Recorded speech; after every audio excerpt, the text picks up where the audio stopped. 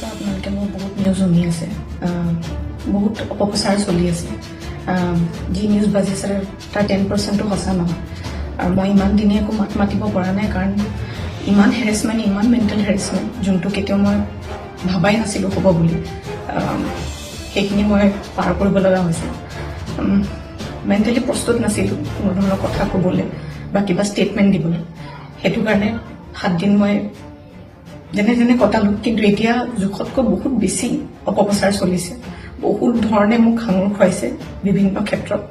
ন্যায়ালয়ে মোক দোষী কৰাৰ আগতে নিউজ মিডিয়াই মোক দোষী কৰি মোক এতিয়ালৈকে ফাঁচি দিছে। মোক অলৰেডি মই দোষী বুলি কথা কৈছে, আৰু বহুত ধৰণৰ নিউজ, বিভিন্ন ধৰণৰ নিউজ, য'ত মোৰ কেছটোৱে ট্ৰেডিঙৰ ওপৰত আছিলে, কিন্তু এতিয়া কেছটো অকল মোৰ ওপৰত হৈ গ'ল।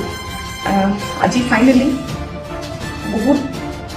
বহুত দিনৰ পিছত সাহস কৰি মই চাৰেণ্ডাৰ কৰিব ওলাইছোঁ। মই ফুল কোঅপাৰেট কৰিম পুলিচৰ লগত। ইমান দিনে কৰিব পৰা নাছিলোঁ, মই পলাই ক'তো থকা নাই, মই লুকাই আছিলোঁ অকণমান। মই পৰা নাছিলোঁ সহ্য কৰিবলৈ। ইমান সহজ নহয় নিউজ এটা শুনি থকা বা নিউজ এটা কৰি থাকিলে। যি মন যায় তাকে কৈ আছে, কোনো ধৰণৰ তথ্য নোহোৱাকৈ কথা কৈ আছে। মই ভাবিছিলোঁ ইমানখিনি কেতিয়াও নিউজ মিডিয়াই নকৰে, ইমান তথ্য নথকাকৈ ইমান নিউজ নবজায়। কিন্তু আজি মিডিয়াৰ ফলত মই আজি দোষী। গোটেই মানুহৰ আগত মোৰ মান সন্মান, মোৰ মা দেউতা, মোৰ পৰিয়ালৰ গোটেইবোৰ উলংঘ হৈছে। আৰু এতিয়া আৰু ধৈৰ্য ধৰিব পৰা নাই, চবৰে এটা সীমা থাকে।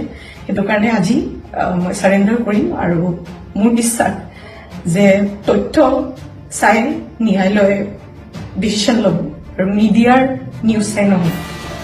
চ' আজি মই চাৰেণ্ডাৰ কৰিম আৰু মই ফুল কোঅপাৰেট কৰিম পুলিচৰ লগত। আৰু মোৰ বিশ্বাস যে যদি মই সত্য হয়, মোৰ কোনো ধৰণৰ শাস্তি নহয়।